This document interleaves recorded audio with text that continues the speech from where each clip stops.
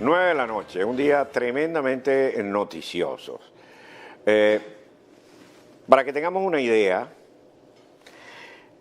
recordemos que la planilla con las firmas del 1% se entregaron el 2 de mayo.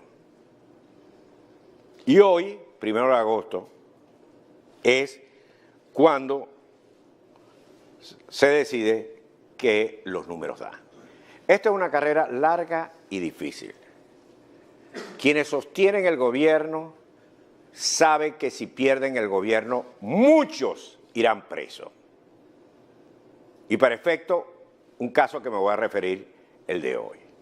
De manera que esa forma macerada con que Tibisay Lucena dice las cosas, por supuesto yo no me llamo engaño, este es un camino empedrado.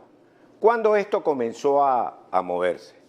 Entonces empezó a mover cuando fueron, y la gente se burlaba, las marchas a los centros electorales, cuando las declaraciones internacionales son cada vez más fuertes. Sin ir más lejos, hoy se produce una que también haré mención, porque ya sabemos, en esa forma serena, calmada de Tibisay, siempre facilita el gobierno. Claro, uno que se fue de bruce hoy fue Jorge Rodríguez, que salió diciendo, a la hora que debía dar el CNE la rueda de prensa, él se tomó y dijo, aquí no hay referéndum revocatorio. Y Cabello, por allá en el Zulia, perdido, diciendo, aquí no hay revocatorio ni nunca va a haber. Bueno, señores, dentro del gobierno no hay un repollo, porque el repollo crece para adentro. Hay un mar de profundidades. Vamos a saber y vamos a conocer muchas cosas en los días por venir. Tibisay dijo lo siguiente. Los 24 estados cumplieron con el requisito del 1% de validación de manifestaciones de voluntad y la certificación será extendida por secretaría. Algo que ya sabíamos, pero que se tardaron en decirlo. Por eso les digo, esto es un camino empedrado. Empedrado. Fíjense lo siguiente. Hoy hay un caso muy importante que se produce en Nueva York, con quien algunos sectores querían que fuera el ministro de la Defensa. Y me voy a ir directamente a Nueva York con la periodista Jessica Carrillo. Buenas noches, Jessica, ¿cómo está usted? Buenas noches, ciudadano. Buenas noches a toda la audiencia de Mira TV. ¿Qué nos puede informar del caso del general Reverol y el otro general? Edilberto Molina. Exactamente, ¿qué nos puede informar? Bueno, hoy se hizo pública una acusación en contra de Néstor Reverol y Edilberto Molina por presuntamente haber recibido pagos de narcotraficantes durante su gestión en la Oficina Nacional Antidrogas, la ONA. Ellos entre 2008 y 2010 estuvieron a cargo de la dirección de esta oficina. En el caso de Néstor Reverol fue el director y Molina fue el subdirector. Durante su gestión ellos facilitarían, según la acusación, o darían los datos, los pitazos de dónde iban a ser las redadas, los allanamientos, dónde iban a ser operativos, para que entonces los narcotraficantes o bien desviaran el cargamento o retrasaran el cargamento, es decir, los mantenía informados y les daba el pitazo, por llamarlo de alguna forma común, sobre lo que iba a ser la Oficina Nacional Antidrogas para que estas personas no fuesen atrapadas. ¿Para Además, dónde iba esa droga? En principio iría para Estados Unidos, o parte de ese cargamento irá para Estados Unidos. La acusación explica que venían desde Colombia, la droga sería traída desde Colombia y utilizarían a Venezuela como puente para luego salir a la distribución en el continente.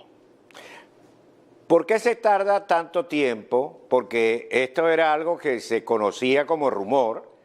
De hecho, se dice que Thomas Shannon ejerció influencia en Maduro para que no lo nombrara ministro de la Defensa por todo este tema de la droga. Pero, ¿por qué se desencadenan los hechos? ¿Y cuál es la fiscalía que está actuando en este caso?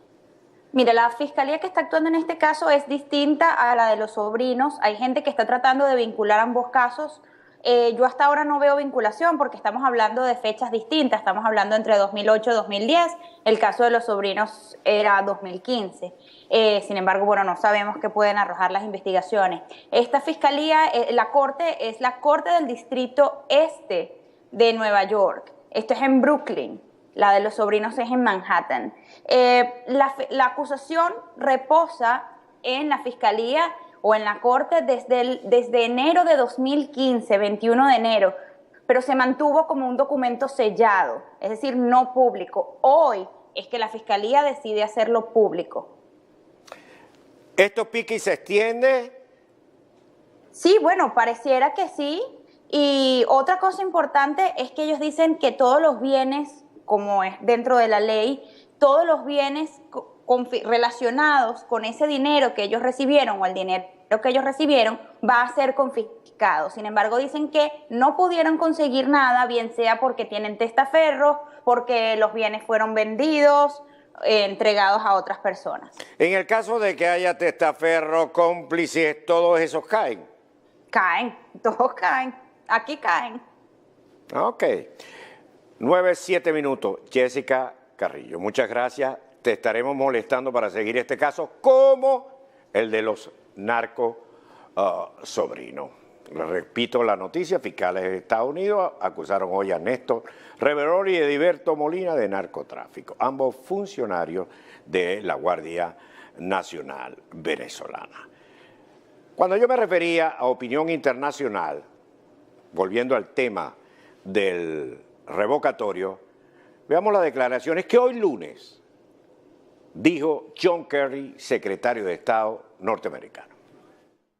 Pero la Constitución de Venezuela garantiza a Venezuela a que los venezolanos tengan que su voz sea escuchada. Y le pedimos al gobierno venezolano para permitir a que esto avance, que el referendo avance de manera adecuada y no retrasar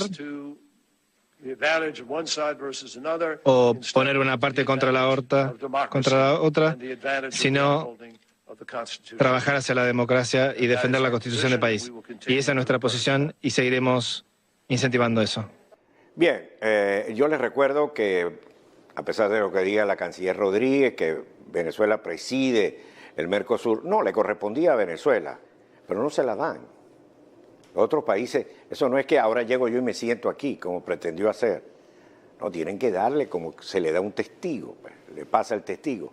Y no se lo han dado porque los países como Argentina, como Brasil, como Paraguay, no creen que en Venezuela haya una democracia. Y una de las condiciones importantes para formar parte del Mercosur, más allá de la unión económica, como ustedes conocen, es la parte política, de la democracia, son los principios. Por cierto, que no quiero dejar pasar esta parte, recordando que cuando llegó la manifestación de la unidad al Consejo Nacional Electoral, que no pudo traspasar, porque había una barrera de la Guardia Nacional y de la Policía Nacional, el rector Rondón se acercó y dijo lo siguiente. Y en el día de hoy, recién acabamos de aprobar por unanimidad de los miembros que componen la Comisión de Participación Política y Financiamiento el informe que va a ser considerado, así en atención a lo que el propio organismo publicó ayer en un comunicado, a más tardar el día lunes. Fue aprobado el informe del 1%. Fue aprobado. Mucha gente pensó que esto era una cantinflada. No, era el primer chillido del CNE, que no puede, ante la presión popular, que debe continuar. Ya hay una serie de Twitter de los dirigentes convocando para presionar para la siguiente etapa. De todas maneras, en el programa al final vamos a hacer un análisis con una entrevista en Caracas al respecto.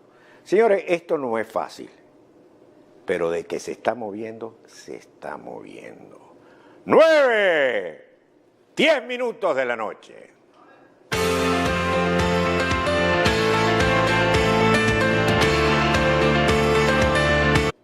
supuesto, yo no me llamo engaño. Este es un camino empedrado. ¿Cuándo esto comenzó a moverse? Esto se empezó a mover cuando fueron, y la gente se burlaba, las marchas a los centros electorales, cuando las de gente noticiosos. Para que tengamos una idea, recordemos que la planilla con las firmas del 1% se entregaron el 2 de mayo. Y hoy muchos irán presos.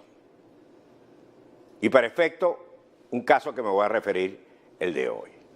De manera que esa forma macerada con que Tibisay Lucena dice las cosas,